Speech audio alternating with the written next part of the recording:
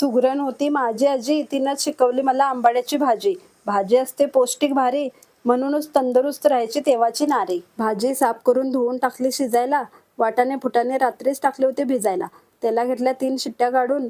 शेंगदाणे आणि कण्णी घेतली भिजवून. लसूण आणि मिरची बी घेतली बारीक वाटून. धने जिरे पावडर, हिंग आणि हळद ते सुद्धा घेतले काढून. भाजी आता शिजली होती. पाण्यात पडून पडून कंटाळी होती. तिला म्हटलं बघू नको डोळे भरून, पाणी काढते पिळून पिळून. छान असं दाबून पाणी काढलं तेव्हा कुठं तिला बरं वाटलं. लगेच फोडणीची तयारी केली. लसूण आणि मिरचीने चांगलीच ठसका दिली. कोरडे मसाले बी टाकले सारे. भाजीला म्हटलं आता तुझी बारी. नाही म्हणून ती रडायला लागली.